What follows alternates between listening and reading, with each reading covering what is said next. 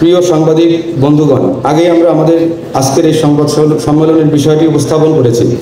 বাংলাদেশ পরমাণু শক্তি কমিশনের স্বায়ত্তশাসন পুনঃপ্রতিষ্ঠা এবং মন্ত্রণালয়ের অযাচিত হস্তক্ষেপ ও কর্তৃত্ববাদী আচরণের প্রতিবাদে আজকের এই সংবাদ সম্মেলন। প্রিয় সাংবাদিক বন্ধুগণ, আসসালামু আলাইকুম, শুভেচ্ছা নেবেন। আপনাদের সবাইকে আমাদের এই সংবাদ সম্মেলনে উপস্থিত হওয়ার জন্য আন্তরিকভাবে ধন্যবাদ জানাচ্ছি। আমরা বাংলাদেশ পরমাণু শক্তি কমিশনের সর্বস্তরের বিজ্ঞানী, কর্মকর্তা ও কর্মচারীদের পক্ষে এই সংবাদ সম্মেলন আয়োজন করেছি। কমিশনের স্বায়ত্তশাসন বিনষ্ট করে মন্ত্রণালয়ের চলমান অযাচিত হস্তক্ষেপ ও কর্তৃত্ববাদী আচরণের বিরুদ্ধে আমাদের প্রতিবাদ জানাতে আজকের এই আয়োজন। আজকের এই সংবাদ সম্মেলনের পূর্বে আমাদের দাবি দাবাগুলো নিয়ে আমরা আমাদের দায়িত্বপ্রাপ্ত উপদেষ্টা, আমাদের বিজ্ঞান প্রযুক্তি মন্ত্রণালয় এবং অর্থ মন্ত্রণালয়ের দায়িত্বপ্রাপ্ত উপদেষ্টা জনাব ডক্টর সালেউদ্দিন আহমেদের সাথে আমাদের সংগঠনের পক্ষ থেকে সাক্ষাৎ করে স্মারকলিপি প্রদান করেছি ডিসেম্বর মাসে 15 তারিখ। কিন্তু অদ্যাবধি আমাদের সমস্যাগুলো সমাধানের কোনো কার্যকর উদ্যোগ গ্রহণ না করায় আমরা আজকে বাধ্য হয়ে এই সাংবাদিক সম্মেলন আয়োজন করেছি। আমাদের সাথে যখন উনি ফেস টু ফেস বসেছেন, উনি তখন আমাদের উপস্থাপিত যুক্তির সাথে উনি একমত পোষণ করেছিলেন, কিন্তু উনি অ্যাকর্ডিংলি মন্ত্রণালয়ে হয়তো উনি ইনস্ট্রাকশন দিয়েছেন, কিন্তু বিজ্ঞান ও প্রযুক্তি মন্ত্রণালয়ের কর্মকর্তারা এটা ওনারা খুবই ওনারা খুবই কর্তৃত্ববাদী আচরণ করে। যেতেই হবে, ওনাদের কথা হলো যেতেই হবে, উনি কোনো কথাই শুনতে রাজি না ওনারা। উপদেষ্টা মহোদয় উনি অত্যন্ত ব্যস্ত থাকেন, অর্থ মন্ত্রণালয়ের দায়িত্বে যেহেতু উনি আছেন, উনি দায়িত্ব নেওয়ার পর বিজ্ঞান ও প্রযুক্তি মন্ত্রণালয়ে অফিসিয়ালি কোনো অফিস করেছেন বলে আমার জানা নাই, যার কারণে বিজ্ঞান ও প্রযুক্তি মন্ত্রণালয়ে আমলা যারা আছেন, সরকারি কর্মকর্তা যারা আছেন, ওনারা ওনাদের ইচ্ছামতো মন্ত্রণালয় পরিচালিত করেন। উপদেষ্টা মহোদয়ের অনেক নির্দেশনাই প্রতিপালিত হয় না। বাংলাদেশ পরমাণু শক্তি কমিশন যদিও রূপপুর পরমাণু বিদ্যুৎ কেন্দ্রের মালিক সংস্থা, কিন্তু এই রূপপুর পরমাণু বিদ্যুৎ কেন্দ্র পরিচালনার জন্য একটি কোম্পানি গঠিত হয়েছে, আপনারা জানেন, nuclear power plant company Bangladesh limited. তো অধিকাংশ কাজ কোম্পানি এবং মন্ত্রণালয়ের কর্মকর্তারা সম্পন্ন করে। কমিশন থেকে আমাদের যে পিডি থাকে, যিনি উনি এর আগে পিডি ছিলেন কমিশন থেকে, বর্তমান পিডিও কমিশন থেকে আছে।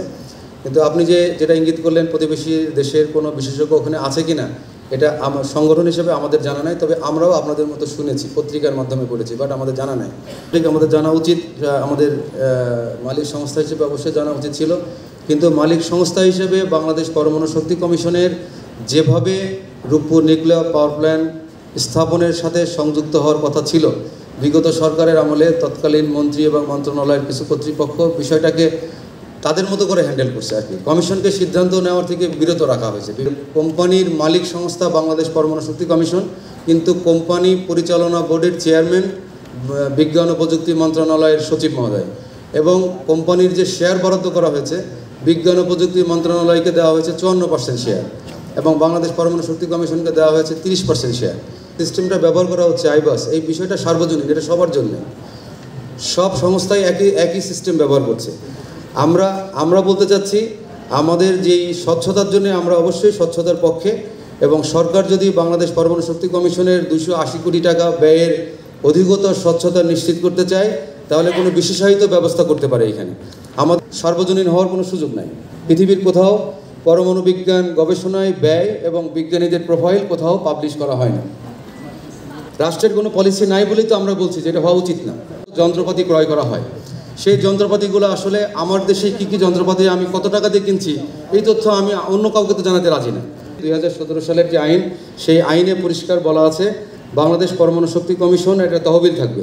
এই তহবিল আসবে সরকারের অনুদান থেকে এবং নিজস্ব আয় থেকে, এবং এই সরকারের অনুদান এবং নিজস্ব আয়ের এই তহবিল তফসিলভুক্ত যে কোনো ব্যাংকে অ্যাকাউন্ট করে কমিশন তার নিজস্ব আর্থিক ব্যবস্থাপনার মাধ্যমে ওই অ্যাকাউন্টটা পরিচালনা করবে।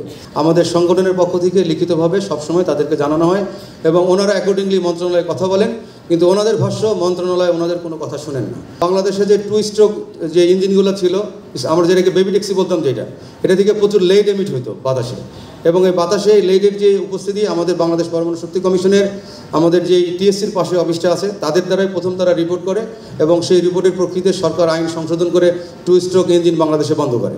সুতরাং এটা বাংলাদেশ পরমাণু শক্তি কমিশনের একটা অন্যতম অ্যাচিভমেন্ট। থাইরয়েডের যে আমাদের যে ক্যান্সার হয়, গলগণ্ড রোগ হয়, সেখান থেকে ক্যান্সার হয়, সেটার ট্রিটমেন্ট এবং সেটা আমরা রেডিও আইসোটোপ দিয়ে ট্রিটমেন্ট করি এবং আইডেন্টিফাই করি। আমরা বিভিন্ন রকম ক্যান্সার রোগীর অল্প মূল্যে, যেখানে আপনি যদি ইউনাইটেড হাসপাতালে যান কিংবা আপনি ল্যাবএডে যান, একটা ক্যান্সার ডায়াগনোসিসের জন্য আপনার 65,000 টাকা লাগবে, আমরা সেটা 25,000 টাকার মাধ্যমে মাত্র করি, কারণ আমরা নিজেরাই আইসোটোপ অপারেশন করি। 2023 জুন 2023 থেকে জুলাই 2024 পর্যন্ত আমরা সারা দেশে 8 লক্ষ রোগীকে সেবা প্রদান করেছি, স্বল্প মূল্যে অথবা বিনামূল্যে। আমরা বিগত সরকারের সময়ও আমরা এই সমস্যাগুলোর আমরা ভুক্তভোগী ছিলাম। আমরা আসলে তখন এভাবে আমাদের তো কোনো সুযোগ ছিল না একটা সাংবাদিক সম্মেলন করা কিংবা কোনো প্রতিবাদ জানানোর কোনো অবস্থা ছিল না। আপনারা বুঝেন অবস্থাটা কি। তৎকালীন মন্ত্রী এবং তাদের যারা ছিলেন ওনারা যা বলতেন আমরা শুনতে বাধ্য হতাম, কোনো উপায় ছিল না আমাদের। ইভেন আমাদের যে সংগঠন, আজকে আমরা 3টা সংগঠনের পক্ষ থেকে আপনাদের সামনে উপস্থিত, এই সংগঠনের ইলেকশন পর্যন্ত করতে দেওয়া হয়নি। আমাদের এই সংগঠনের ইলেকশনটা হয়েছে 5ই আগস্টের পর। দেখব মন্ত্রণালয় থেকে কোনো রকম যোগাযোগ করা হয় কিনা। যদি কোনো উদ্যোগ গ্রহণ করা হয় তাহলে আমরা আলোচনায় বসতে রাজি। যদি কোনো আলোচনার সুযোগ তৈরি না হয় তাহলে আমরা আমাদের কলম বিরতি, কর্মবিরতি এবং সেবা বিরতির মতো কর্মসূচিতে যাব। আমরা সফটওয়্যারটি ভারত নিয়ন্ত্রিত কিনা, ভারত থেকে আসছে কিনা, আমরা আপনাদের মতোই আমরা একটা ইউটিউবে আমরা দেখেছি কিংবা পত্রিকাতে পড়েছি, কিন্তু এই সম্বন্ধে কোনো অফিসিয়াল তথ্য আমাদের কাছে নাই। সুতরাং অফিসিয়ালি এই বিষয়ে আমরা মন্তব্য করতে পারছি না। আমরা বলতে চাই বিজ্ঞানীরা স্লেভ না, আমাদের কোনো মাস্টার নাই, আমরা আমাদের বিবেক দ্বারা তালিকা।